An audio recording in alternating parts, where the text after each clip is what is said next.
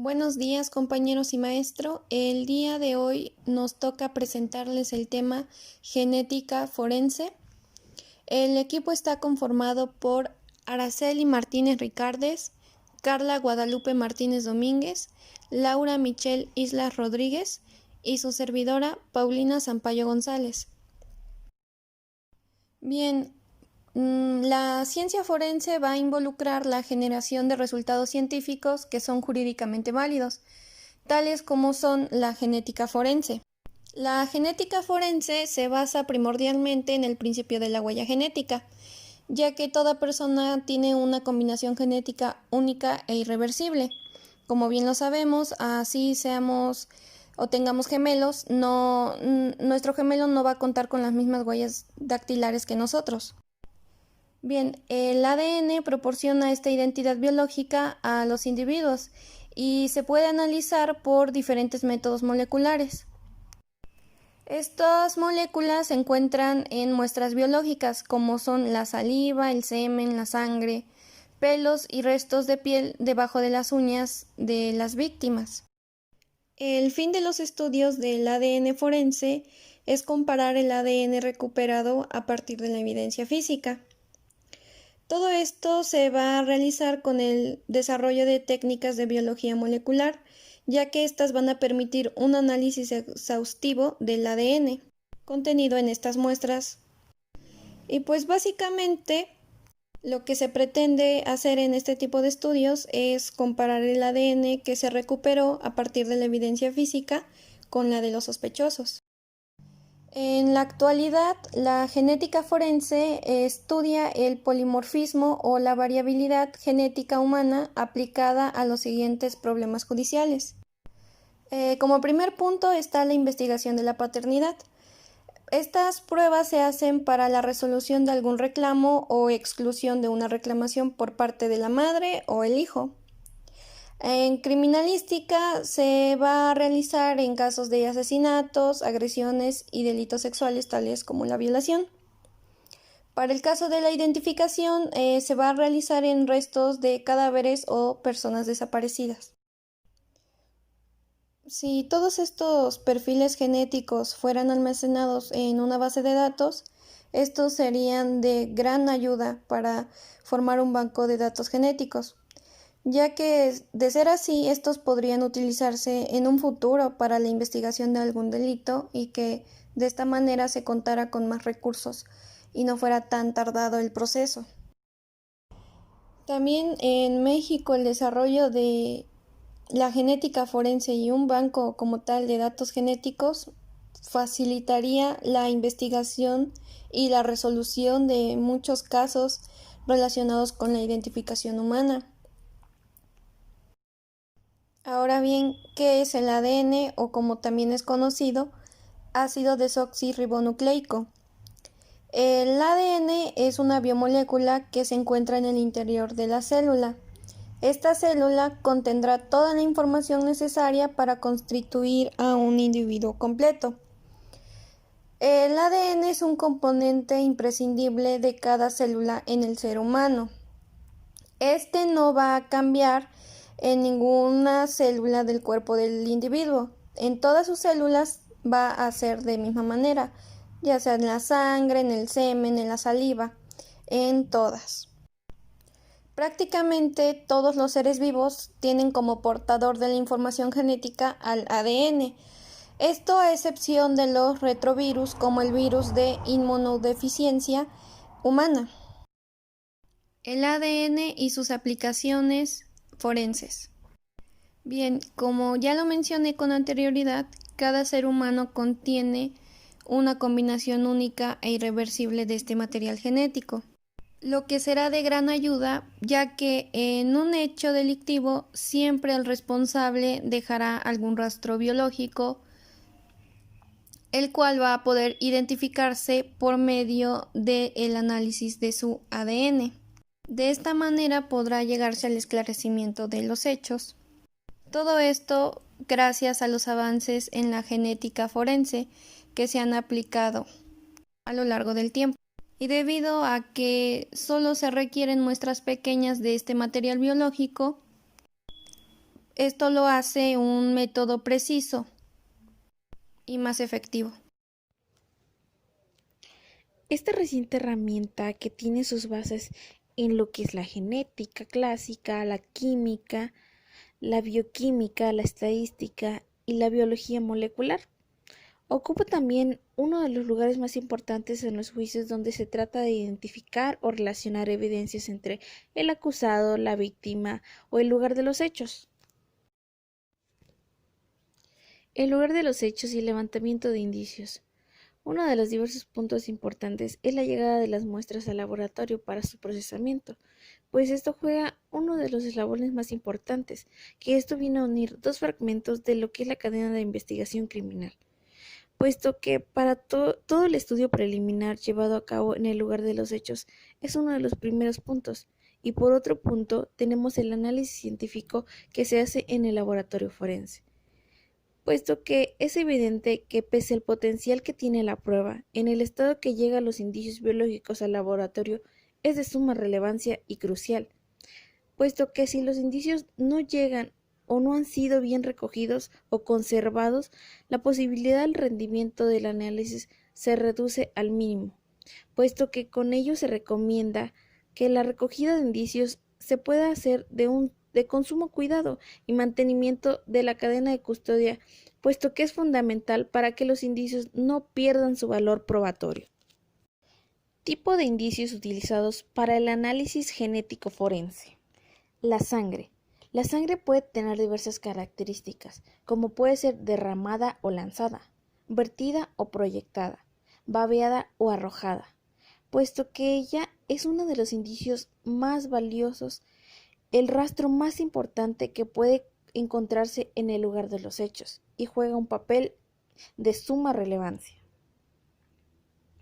puesto que no solamente juega un papel importante para demostrar la perpetración de un crimen, sino que también aporta lo que es un sólido fundamento para la acusación, puesto que muchas de las veces esta puede constituir la única prueba plena y fehaciente, la prueba técnica que conduce inequívocamente a la condenatoria del probablemente responsable.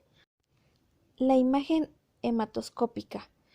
Esta básicamente se encarga del estudio de las manchas de sangre, como pueden clasificarse en contornos regulares e irregulares, dimensiones pequeñas, medianas, grandes o muy grandes, manchas circulares y manchas alargadas, de cantidad de mancha lenticular. Esta básicamente son manchas circulares o, como su nombre lo dice, lenticular, que tienen una especie de forma de lenteja. Opuesto pueden ser también de charco o laguna. Cuando sale de la herida en forma de chorro, deja una imagen característica en la chorreadura. Cuando la sangre es arrojada con violencia en pequeña cantidad, produce un rociado o salpicadura. Manchas sanguíneas por contacto. Estas suelen producirse por el contacto directo de la fuente productora y el soporte, es decir, las manchas de la sangre de las prendas que están en contacto directo con la herida. Manchas sanguíneas por goteo de altura. Estas suelen producirse al caer la gota de la sangre desde la fuente productora hasta el soporte, impulsando la fuerza de gravedad. Es de muy poca altura el contorno regular. A medida que se aleja, el contorno se va haciendo irregular. Luego se presentan salientes en forma de rayos. Posteriormente se aprecia rodeada de gotas de secundarias. Esto suele pasar cuando puede ser que la víctima o donde se ocasionó el sangrado no haya sido de mucha altura. Puede ser, un ejemplo, estar en una mesa o en una silla. Manchas sanguíneas por proyección. Estas se producen cuando la sangre es proyectada en forma más o menos violenta por el soporte, puesto que si se presenta en forma de imágenes aisladas, irregulares, constituyen las salpicaduras gruesas y finas. Las salpicaduras gruesas corresponden a la contusión repentina sobre la superficie sangrienta. Las salpicaduras que son de líneas finas se observan generalmente en la mano del suicida que se dispara sobre la sien. Manchas sanguíneas por impregnación. Estas manchas suelen producirse cuando la mancha de sangre se traspasa la textura del soporte. es decir, en un caso de una violación violenta. Estas pueden impregnarse en la prenda de la víctima o también pueden impregnarse en las prendas del agresor.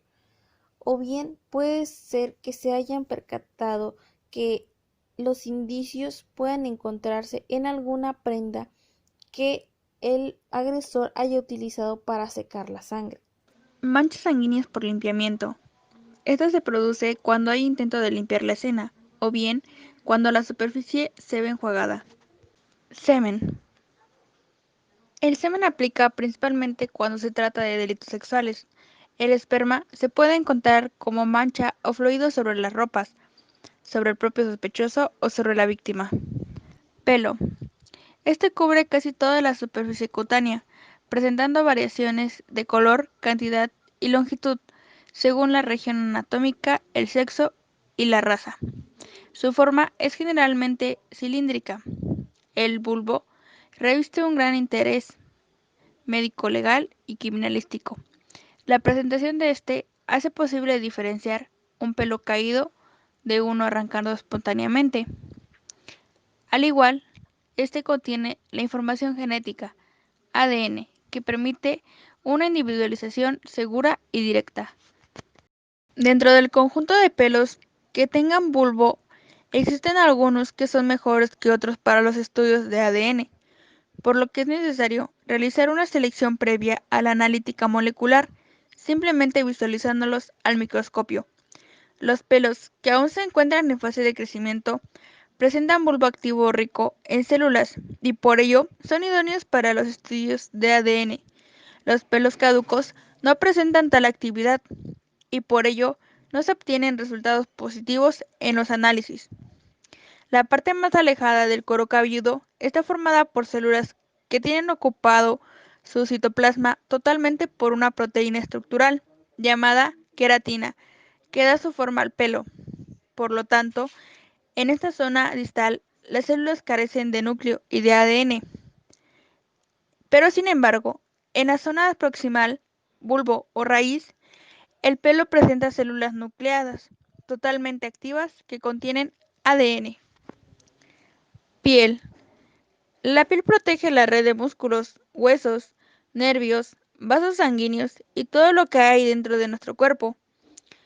Nuestros párpados tienen la piel más fina y las plantas de los pies la más gruesa.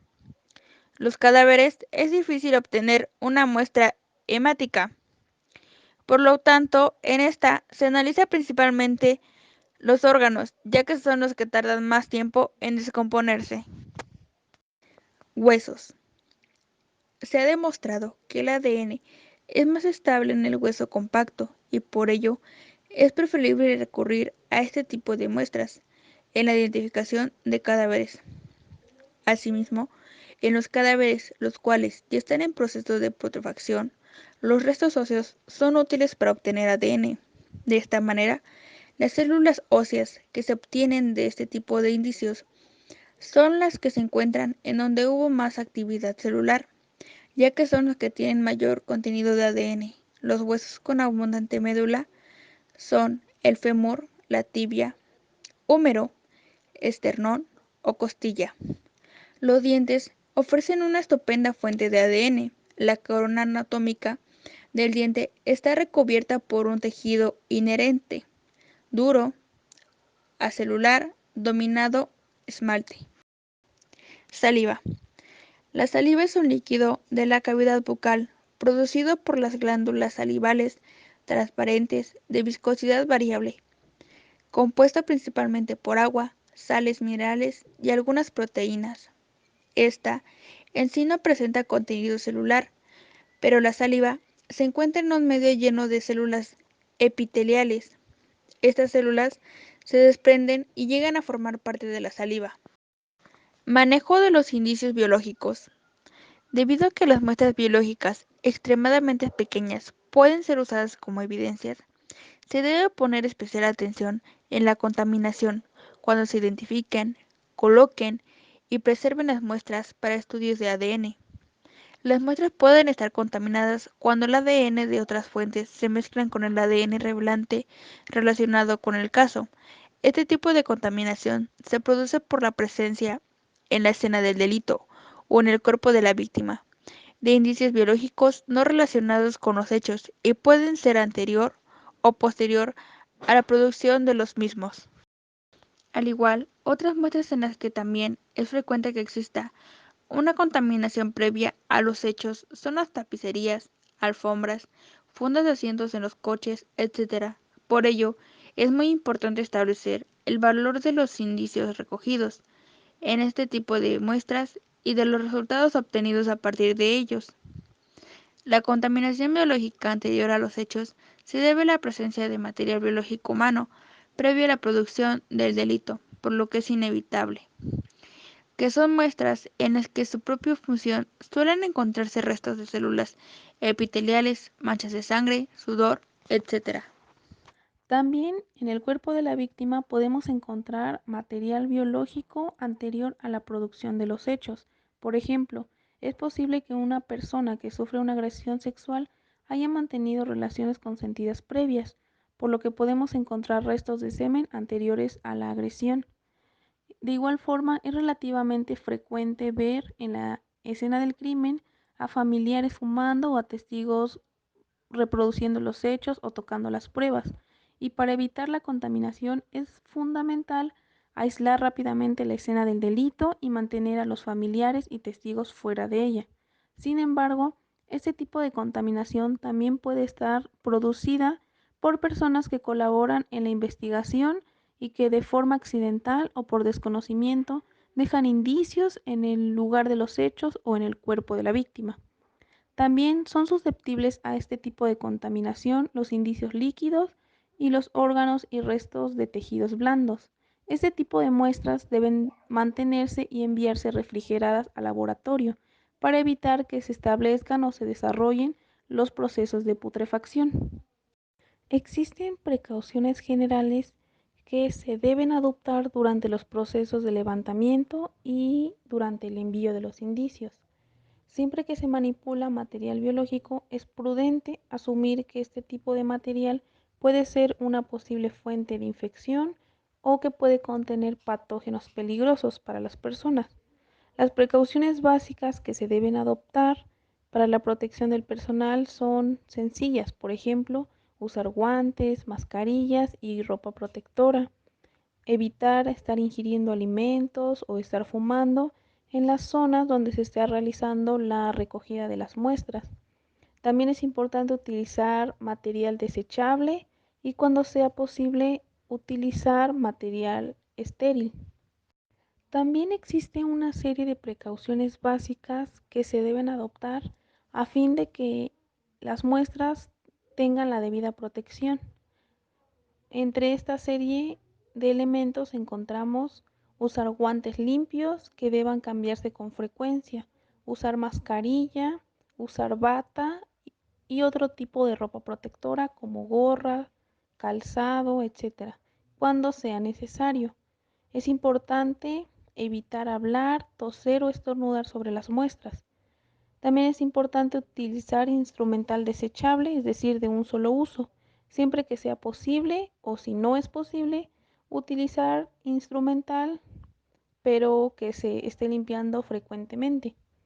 También es importante dejar que las muestras sequen a temperatura ambiente en un lugar protegido antes de que sean empaquetadas para su envío definitivo al laboratorio. En el mismo sentido, para empaquetar las muestras es recomendable utilizar bolsas de papel o cajas de cartón, intentando evitar el uso del plástico. Para empaquetar las muestras por separado, se deben utilizar recipientes precipitados, si es que es posible, de cierre irreversible o doble envase. Si no se pueden empaquetar por separado las muestras, es fundamental separarlas por indubitadas o dubitadas y por su origen, por la víctima y el sospechoso, a fin de que no exista confusión entre los resultados. Es importante que no se añadan conservadores a las muestras cuando éstas sean para el estudio de identificación genética para que no se alteren los resultados. Una vez terminada la recolección de muestras, Se debe guardar todo el material desechable utilizado, como los guantes, las pipetas, los papeles. Se debe realizar en bolsas de basura o contenedores para posteriormente eliminarlos siguiendo las normas de destrucción de residuos vigentes. Respecto al manejo de las muestras, encontramos que se denomina gestión de muestras a todos los procesos que conlleva a la manipulación de las muestras, desde su toma hasta su destrucción o devolución, y cuyo control asegura su integridad y fiabilidad. Mientras que cadena de custodia, si recordamos, es el conjunto de documentos escritos donde queda registrada la gestión de las muestras, desde su toma hasta su destrucción o devolución. En estos documentos deben quedar bien reseñadas todas las manipulaciones que se realizan sobre las muestras y quién realiza dichas manipulaciones. Tanto en los formularios como en los recipientes debe existir un apartado dedicado a la cadena de custodia, en los que debe contar al menos con el nombre de identificación de la persona que realiza la recogida, su firma, así como la fecha, hora y lugar en que se realiza el levantamiento del indicio. Extracción del ADN a partir de los indicios. En una escena del crimen podemos encontrar muestras biológicas obtenidas a partir de la investigación. Por ejemplo, podemos encontrar una mancha, que esta puede ser de sangre o de semen o de algún otro elemento que nos sirva de muestra, y esta va a contener un sinnúmero de sustancias además del ADN. Una molécula del ADN puede ser separada de otros materiales celulares y posteriormente ser examinado. Existen diversos procedimientos de extracción que deben cumplir con la misión de extraer y purificar el ADN, entre los que se encuentra la extracción orgánica, la extracción con Chelex y con papel FTA. La extracción exacta o aislamiento del ADN varía dependiendo del tipo de evidencia biológica o condición de la misma al ser examinada. Actualmente en México está desarrollándose la genética forense y la elaboración de bases de datos genéticos. Ya se cuenta con laboratorios de genética forense con tecnología reciente, y estos son dirigidos por la Procuraduría General de la República y algunas procuradurías estatales, por la Policía Federal, por CEMEFO, además de laboratorios particulares. Por ejemplo, ya existen bases de datos de perfiles genéticos con fines de investigación clínica, como los que se realizan en la UNAM. Recientemente se ha conformado un banco de datos con información genética de personas integrantes de pueblos indígenas, la cual ha sido llamada Genoteca Indígena. Este proyecto ha recibido 8.1 millones de pesos de apoyo por parte de la Fundación Coca-Cola, con el objetivo de conocer cuál es el fondo diabetogenético mexicano. Por ejemplo, existen bases de datos de perfiles genéticos con fines de investigación clínica, como los que se realizan en la UNAM. Recientemente se ha conformado un banco con datos de información genética de personas integrantes de pueblos indígenas, la cual ha sido llamada Genoteca Indígena. Este proyecto ha recibido 8.1 millones de pesos de apoyo por parte de la Fundación Coca-Cola, con el objetivo de conocer cuál es el fondo diabetogenético mexicano. Por último, les proyectaremos un video que mi compañera realizó en relación a este tema. Recuerden que si tienen alguna pregunta, alguna duda o algún comentario, con mucho gusto mis compañeras y yo los escucharemos. Les agradezco la atención prestada.